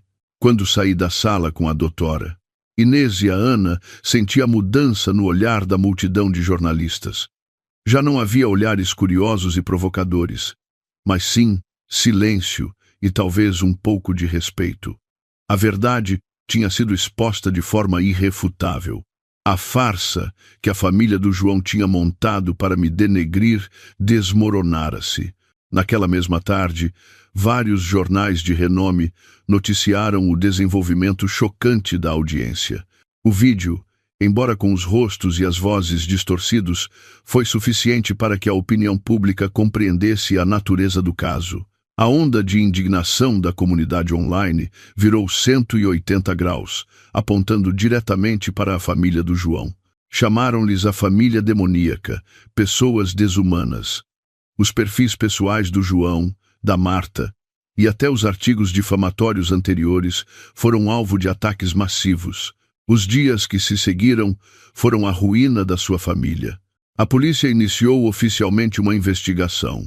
O tio Antônio foi detido preventivamente para ser investigado como cérebro da conspiração, por ameaças e suspeita de extorsão. A dona Teresa e o João também foram repetidamente chamados para depor. A cerração da família, que já estava em dificuldades financeiras, ficou numa situação ainda pior com o cancelamento de contratos por parte dos parceiros. O banco pressionava para o pagamento das dívidas. Eu não sentia alegria, apenas um cansaço e um vazio. A batalha estava a chegar ao fim, mas as feridas que deixara na minha alma nunca cicatrizariam completamente. Alguns dias depois, recebi uma chamada de um número desconhecido. Hesitei, mas atendi. Catarina? Sou o Paulo, o marido da Marta. A voz do homem do outro lado da linha era grave e parecia cansada. Obrigada, disse eu, com sinceridade. O Senhor ajudou-me a mim e ao meu filho. De nada. Ele suspirou. Estou apenas a tentar salvar o que resta da minha família. Mas liguei-lhe hoje porque há algo que acho que devia saber. Ele hesitou. Numa das gravações que o meu detetive obteve, há uma conversa entre o João e o tio dele. Eles mencionaram o seu pai. O meu coração apertou-se. O meu pai? Mas ele já tinha falecido. Eu sei. A voz do Paulo tornou-se mais séria. Eles disseram que a morte dele não foi simplesmente devido à doença. Disseram que o João fez algo aos remédios de ervas que ele tomou nos seus últimos dias. O meu corpo gelou, os meus ouvidos zumbiam. Já não conseguia ouvir o que o Paulo dizia a seguir. O meu pai, a morte do meu pai, seria possível que também fizesse parte do plano deles? Lembrei-me dos últimos dias do meu pai. Ele tinha ficado mais fraco muito rapidamente, muito mais rápido do que os médicos previam. E lembrei-me de como o João, na altura, tinha sido um genro exemplar. Ele próprio procurou curandeiros, comprou ervas e preparava os remédios para o meu pai todos os dias. Na altura fiquei tão comovida, acreditei que tinha encontrado um bom homem em quem me apoiar. Afinal, todas aquelas lágrimas, aquelas palavras de amor, aquele cuidado dedicado, eram apenas parte de uma peça de teatro macabra. Caí no chão, o telemóvel a escorregar da minha mão. A dor no meu peito era agora mais intensa do que quando soube da traição, mais intensa do que quando soube que queriam magoar o meu filho. Era uma dor que me chegava à medula dos ossos. Eles não só me roubaram a felicidade, como também podem ter me roubado a vida do pai que eu mais amava. Não sei quanto tempo fiquei ali sentada, até que a Ana arrombou a porta, abraçou-me e abanou-me com força. Catarina, Catarina, o que se passa? Acorda! Olhei para ela, os olhos secos, sem uma única lágrima. Ana, sussurrei. Tenho de os fazer pagar, a todo o custo. A chama do ódio dentro de mim tinha se transformado numa tempestade. Não ia apenas exigir justiça para mim, ia exigir justiça também para o meu pai. Esta guerra ainda não tinha acabado. Tinha apenas entrado num capítulo mais cruel. E eu perguntava-me, quão assustadora seria a verdade final sobre a morte do meu pai? O choque sobre a morte do meu pai transformou a dor dentro de mim numa arma fria e afiada. Já não chorava, já não era fraca. Cada célula do meu corpo existia agora com um único propósito: expor todos os crimes da família do João. Contactei imediatamente a doutora Inês, informando-a sobre o novo desenvolvimento. Ela também ficou chocada, mas com a experiência de uma advogada veterana, rapidamente recuperou a compostura. Catarina, esta é uma acusação extremamente grave. Precisamos de provas concretas. Não podemos basear-nos apenas numa gravação pouco clara, disse ela com cautela. Ainda guardas alguma coisa relacionada com os remédios que o João preparou para o teu pai? Tentei puxar pela memória. Não tenho a certeza. Já passaram tantos anos. Mas lembro-me que o meu pai tinha um caderno. Ele costumava anotar todos os medicamentos que tomava, tanto os convencionais como os alternativos. Onde está esse caderno? Perguntou a doutora Inês, com urgência. Ainda está no escritório do meu pai, na mansão, respondi. Imediatamente pedimos uma ordem judicial para aceder à mansão, com o pretexto de recolher bens pessoais. O João e a sua família estavam sob custódia e investigação. Não podiam impedir-nos. Ao voltar à casa que um dia fora o meu lar, o meu coração estava pesado. Tudo continuava igual, mas o ambiente tornara-se frio e desolado. Fui diretamente para o escritório do meu pai, um lugar onde nos últimos 5 anos quase não me atrevia a entrar, por medo de enfrentar a dor da perda. O quarto mantinha a mesma ordem de quando ele era vivo. Tremendo, abri a gaveta da secretária e lá estava ele. O caderno de capa de couro castanho, bem arrumado debaixo de uma pilha de documentos antigos. Folheei as páginas. A caligrafia do meu pai ainda era forte e clara. Ele anotava tudo meticulosamente. Data, nome do medicamento, dosagem. Fui até as últimas páginas, aos últimos dias da sua vida, e o meu coração pareceu parar. Ao lado dos medicamentos prescritos pelo médico, o meu pai tinha adicionado os nomes de algumas ervas medicinais estranhas, com a nota: remédio nutritivo trazido pelo João. Abaixo disso, com uma caligrafia mais trêmula, o meu pai escreveu outra linha. Depois de tomar, sinto-me mais cansado, com uma dor surda na barriga. Perguntei ao João. Ele disse que era a reação inicial do remédio. Entreguei o caderno à doutora Inês. Ela examinou-o cuidadosamente e ligou a um especialista em farmacologia tradicional. Depois de ler os nomes das ervas, o especialista do outro lado da linha ficou em silêncio por um momento e depois disse: doutora, cada uma destas ervas, usada isoladamente, tem o efeito de nutrir o sangue e a energia. Mas quando combinadas e usadas a longo prazo numa pessoa com problemas gástricos crônicos, criam uma toxina crônica que destrói lentamente os órgãos internos, agrava a doença e anula o efeito dos medicamentos convencionais. Tudo ficou demasiado claro. Não fora um engano, fora um homicídio premeditado, calculado de forma sofisticada e cruel. O João tinha se aproveitado da confiança do meu pai, do meu amor, para o envenenar lentamente e apoderar-se dos seus bens. Meu Deus, que animal! A Ana, ao meu lado, não conseguiu conter as lágrimas. Eu apenas apertei o caderno do meu pai. O ódio dentro de mim atingira o auge. Temos provas suficientes, disse a doutora Inês, com firmeza. Este caderno, juntamente com o testemunho do Paulo e a gravação, permite-nos solicitar a exumação e uma nova autópsia para determinar a causa da morte do teu pai. Mas eu abanei a cabeça. Não é preciso, doutora, disse eu, com uma voz gelada. Não quero perturbar o sono eterno do meu pai. Tenho outra maneira. Uma maneira de os fazer confessar os seus crimes. No dia seguinte pedi para me encontrar a sós com o João no centro de detenção. O encontro foi organizado numa pequena sala com uma divisória de vidro. O João foi trazido. Parecia abatido e miserável. O cabelo outrora impecável estava agora despenteado, o rosto encovado, os olhos fundos e sem vida. Ao ver-me, ficou um pouco surpreso, e depois um raio de esperança brilhou nos seus olhos. Catarina, vieste visitar-me? Gaguejou ele. Não respondi. Apenas coloquei o caderno do meu pai em cima da mesa, empurrando-o pela fresta na sua direção. Vê isto. A caligrafia do meu pai, ainda te lembras? O João pegou no caderno e começou a folheá-lo. Ao ver as últimas linhas, a sua expressão mudou, de esperança para pânico, e depois ficou branco como papel. Levantou o olhar para mim, os lábios a tremer. Isto, exatamente. Olhei-o diretamente nos olhos, a minha voz desprovida de emoção. É o teu crime, registrado pela caligrafia da pessoa que tu mataste sem piedade. João, sabes uma coisa? Eu podia ter pedido a exumação do corpo do meu pai para análise, mas não o fiz. Por quê? Perguntou ele, confuso. Porque quis dar-te uma última oportunidade, disse eu, aproximando-me do vidro. Uma oportunidade para contares a verdade, para redimires uma parte da tua culpa.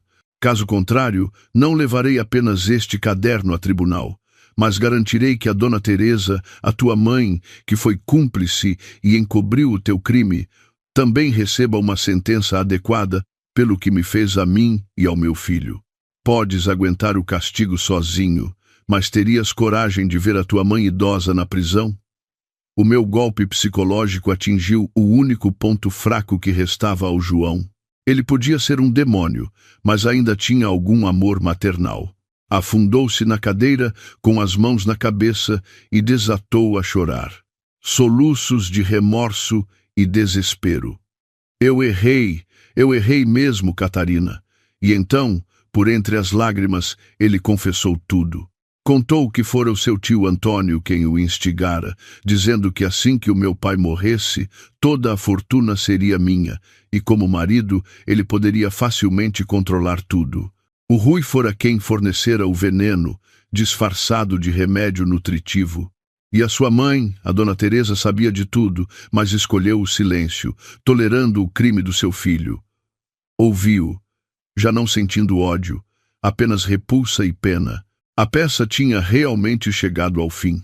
Uma peça macabra construída sobre ganância, crueldade e desumanidade.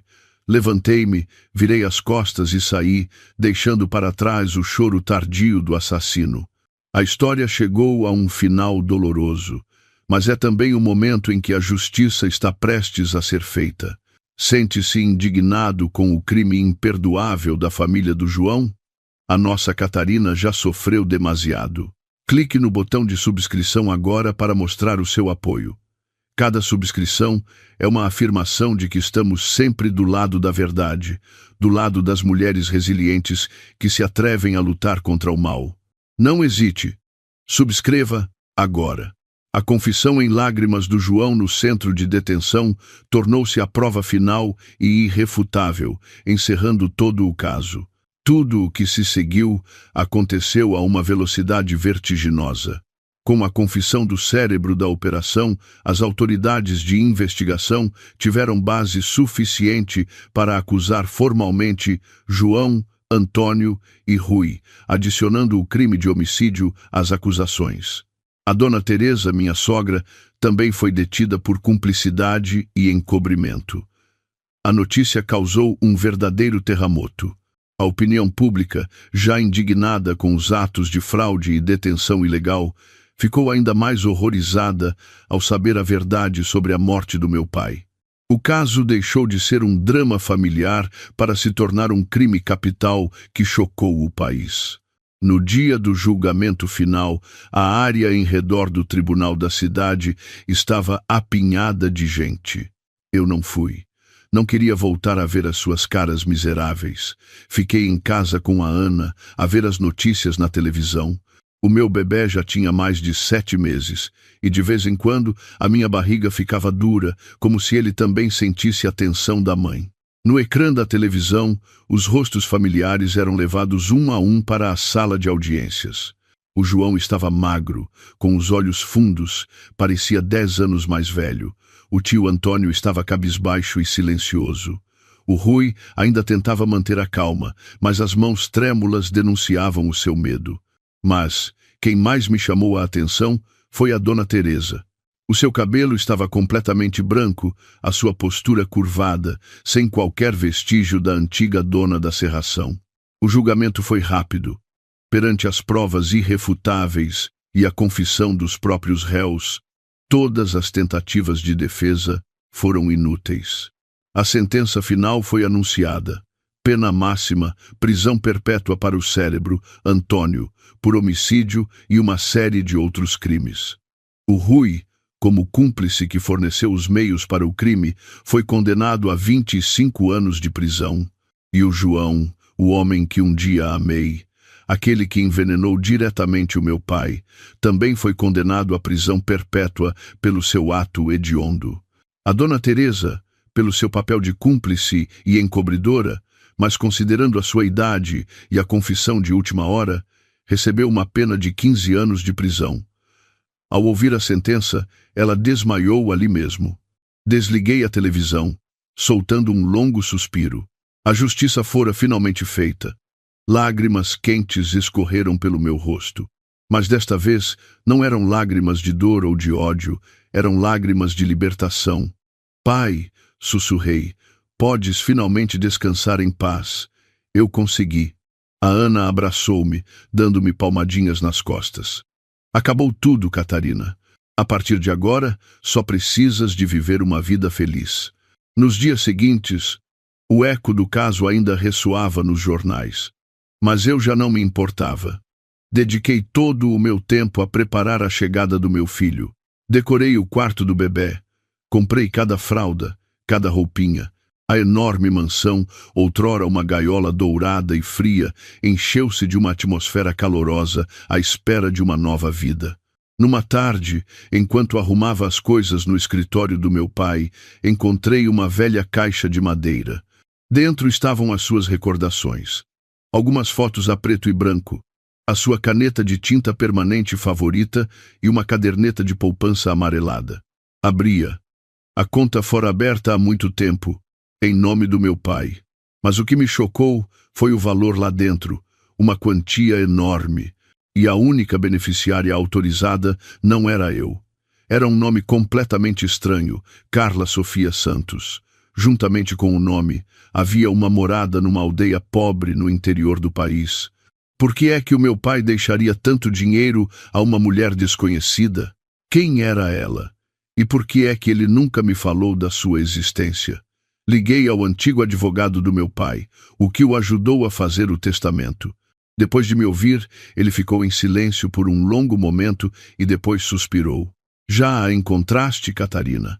Pensei que este segredo ficaria enterrado para sempre. Que segredo, doutor? Perguntei, ansiosa.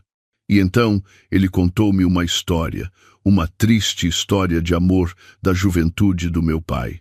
A senhora Carla Sofia fora o seu primeiro amor, a mulher que ele amou profundamente, mas com quem não pôde ficar devido à oposição da família.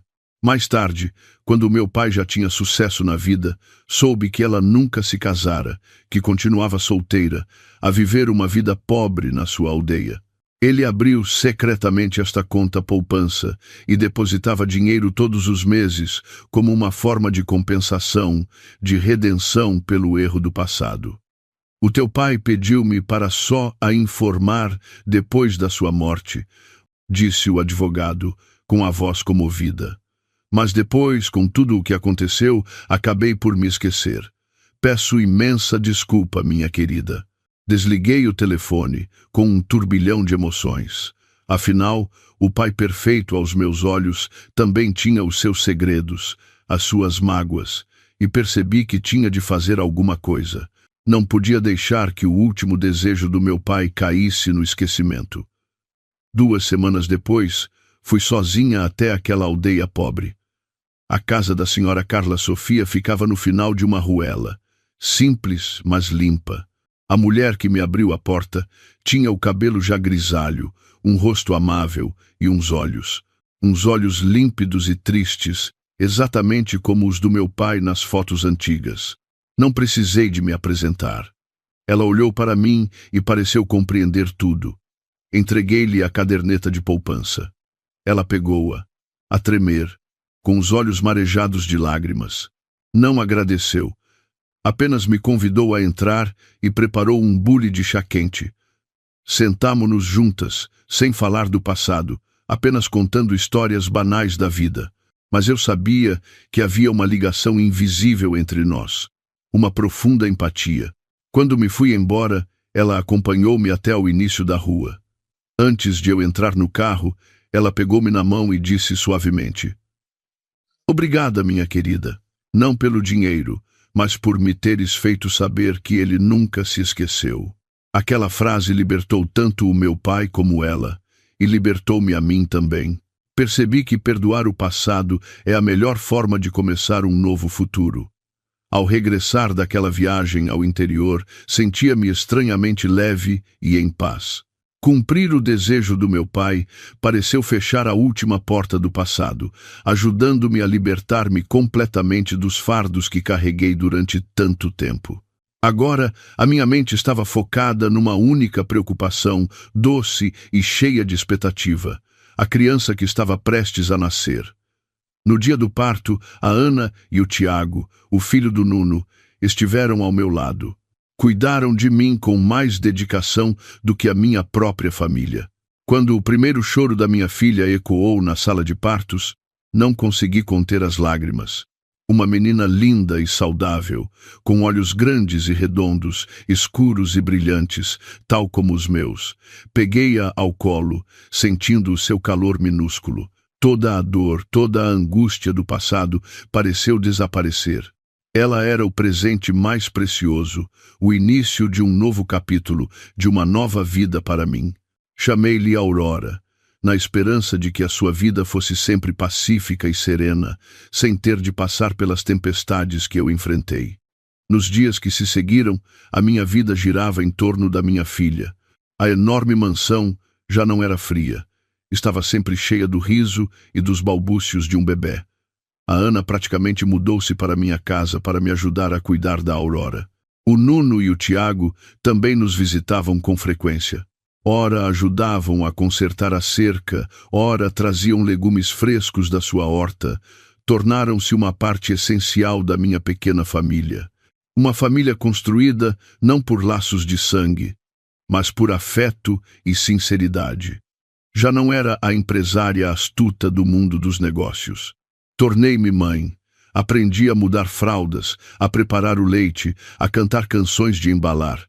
Essas tarefas simples traziam-me uma felicidade que nunca conhecera na minha vida anterior, luxuosa, mas falsa. O tempo passou a voar.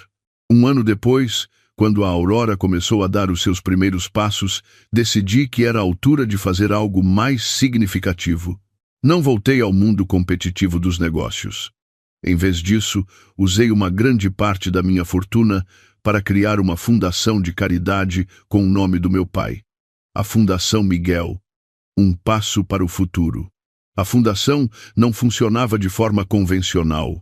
O nosso objetivo era encontrar mulheres solteiras em situações difíceis, mas com grande força de vontade, especialmente as que tinham sido vítimas de violência doméstica. Não as apoiávamos apenas financeiramente, mas também lhes oferecíamos formação profissional, aconselhamento psicológico, ajudando-as a reconstruir a sua autoconfiança e a começar uma nova vida autônoma e independente. Queria usar a minha própria história, a minha força, para inspirar outras mulheres, para que ninguém tivesse de passar pela dor e pelo desamparo que eu senti. No dia do lançamento da fundação, subi ao palco, com a minha filha ao colo, e olhei para o auditório cheio. Não proferi grandes discursos. Apenas contei a minha história, uma história de traição, luta e renascimento. Eu já perdi tudo, disse eu, com uma voz calma e sincera. O amor, a confiança e quase a vida do meu filho.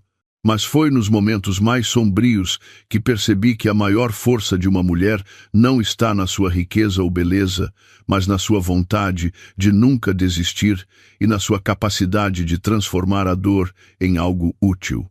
A Fundação Miguel nasceu não para reavivar as dores. Olhei para a minha filha, que me olhava de volta, confusa nos meus braços, e depois levantei o olhar para todos. Nasceu para provar uma coisa. Independentemente das circunstâncias em que a vida nos coloque, temos sempre o direito de escolher. Escolher cair no desespero ou levantarmos-nos mais fortes e resilientes. E acredito que todas as mulheres aqui hoje são guerreiras que nunca escolherão render-se. O meu discurso tocou o coração de muitas pessoas.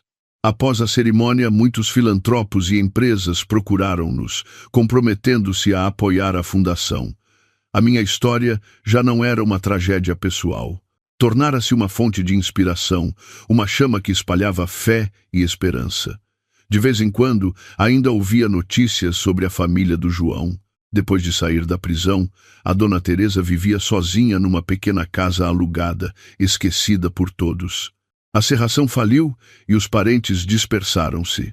Quanto a Marta, ouvi dizer que, depois de ter o filho, também se divorciou do marido e foi viver para o estrangeiro com a criança, cortando todo o contacto com o João. Cada um teve de pagar pelos seus erros. Já não sentia ressentimento, nem me preocupava com eles. A minha vida tinha agora um significado completamente diferente.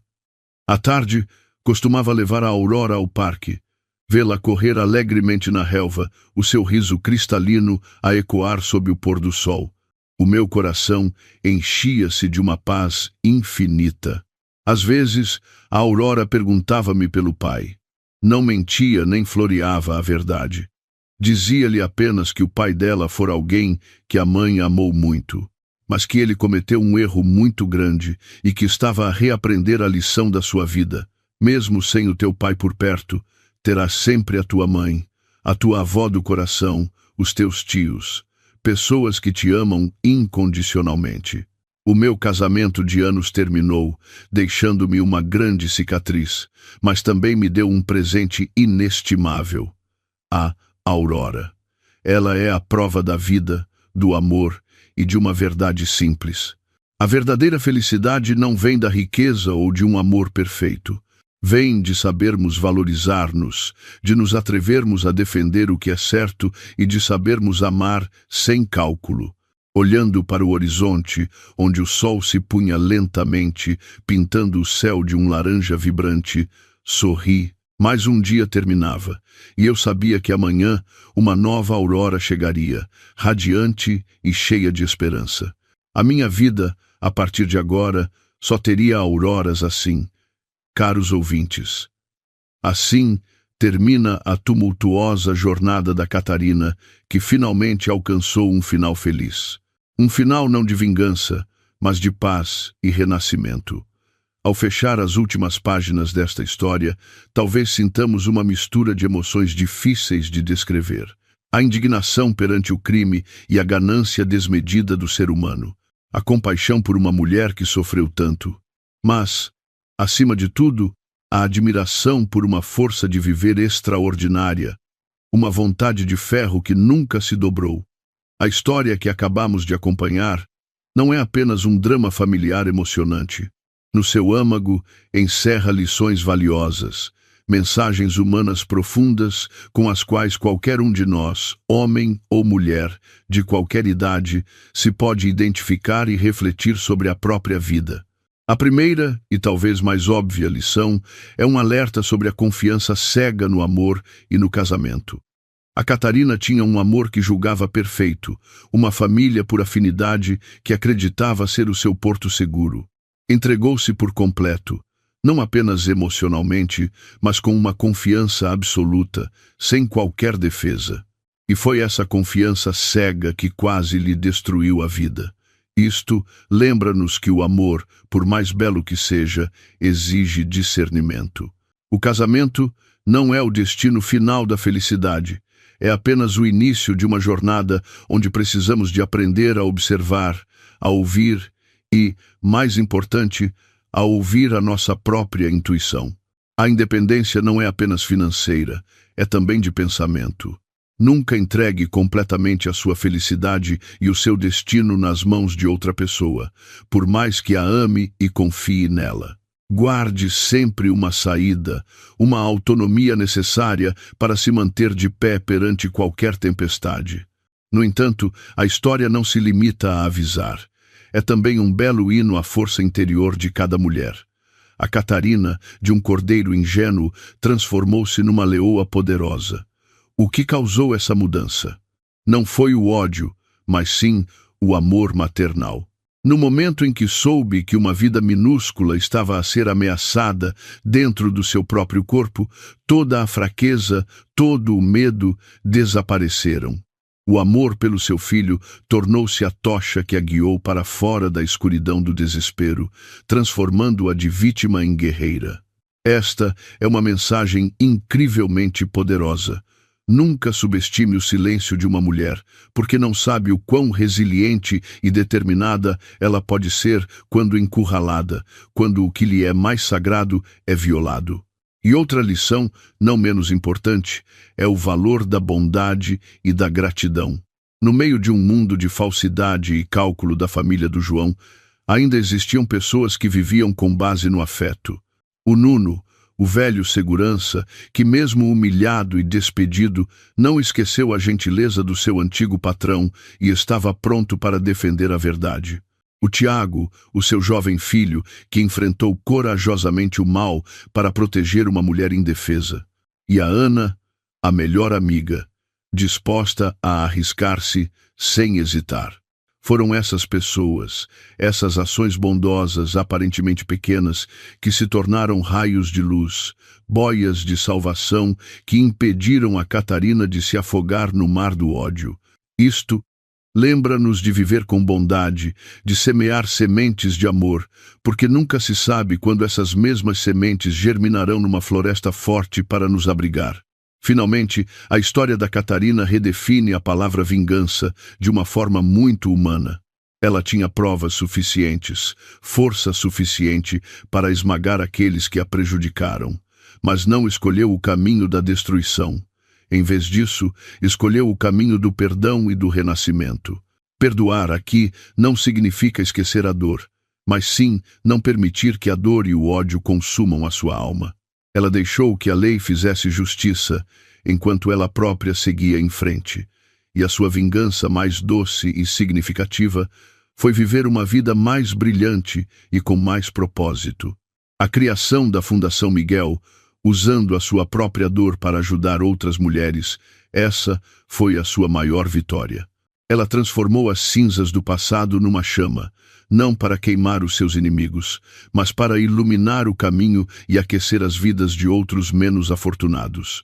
Esse é o auge da força, transformar uma tragédia pessoal em valor para a comunidade. Portanto, caros ouvintes, esperamos que, através desta história, cada um de nós possa tirar as suas próprias conclusões. Que mantenhamos sempre o discernimento no amor. Que acreditemos na nossa força interior, que vivamos com bondade e que aprendamos a transformar as adversidades em oportunidades de crescimento. Porque a vida pode derrubar-nos, mas somos nós que decidimos se ficamos no chão ou se nos levantamos e caminhamos com mais força. Como autor desta história, confesso que, ao escrever as últimas linhas, não pude deixar de me comover. Tentei colocar-me no lugar da Catarina para sentir cada dor, cada conflito e cada momento de solidão extrema. O que mais me impressionou não foram as reviravoltas espetaculares, mas a extraordinária transformação interior de uma mulher. De uma esposa que só sabia amar e confiar, ela foi forçada a aprender a lutar e a sobreviver. Pergunto-me quantas mulheres por aí vivem em gaiolas douradas semelhantes, também manipuladas por palavras doces e falsas demonstrações de carinho. Acredito que a história da Catarina não é única. Talvez seja por isso que ela é tão comovente. Fiquei particularmente impressionado com a personagem do pai falecido. Embora apareça apenas através de relatos, ele é o maior mestre, aquele que lançou as bases para toda a força posterior da Catarina. A frase, "Tu és quem segura a chama, não a lenha seca", é, na verdade, uma profunda filosofia de vida. Ensina-nos que o poder e a riqueza devem andar de mãos dadas com a sabedoria e a vigilância. Muitos de nós, quando alcançamos o sucesso, tornamo-nos complacentes, baixamos a guarda e acabamos por nos tornar lenha seca para outros explorarem. Acho que esta é uma lição não só para as mulheres, mas para todos. Outro detalhe que me fez refletir muito foi o silêncio. O silêncio do João perante as injustiças que a sua esposa sofreu. O silêncio da Dona Teresa ao tolerar o crime do seu filho e o silêncio sofrido da Catarina durante 5 anos. Cada silêncio tem um significado diferente, mas todos levaram à tragédia. Mostra que na vida, por vezes, o silêncio não é de ouro. O silêncio perante o mal é cumplicidade. e suportar a injustiça em silêncio só encoraja os maus a irem mais longe. A voz da Catarina no final da história é a voz do despertar, a voz que clama pelo direito à vida, pelo direito ao respeito. Ao criar a Fundação Miguel, eu queria que a Catarina fosse mais do que apenas a vencedora de uma batalha pessoal. Queria que ela se tornasse um símbolo, uma inspiração, porque acredito que o maior valor de uma pessoa não está no que ela acumulou, mas no que ela deu e espalhou de bom para a comunidade. A Catarina transformou a sua dor numa missão. Foi assim que ela curou as suas próprias feridas e também deixou um legado mais valioso do que toda a sua fortuna: o legado da compaixão e da resiliência. E, finalmente, quero dizer que esta história, apesar de ter elementos dramáticos, é, na sua essência, muito real. Fala sobre confiança, traição, amor maternal e justiça. Espero que, depois de a ouvirem, não sintam apenas indignação ou satisfação. Espero que tirem um minuto para olhar para as relações à vossa volta, para valorizar mais aqueles que vos amam sinceramente e para ganhar mais coragem para enfrentar as dificuldades da vida. Obrigado por me acompanharem até ao fim desta jornada. A história e as personagens aqui presentes foram criadas com fins educativos e para transmitir uma mensagem humana, não se referindo a qualquer pessoa ou organização real.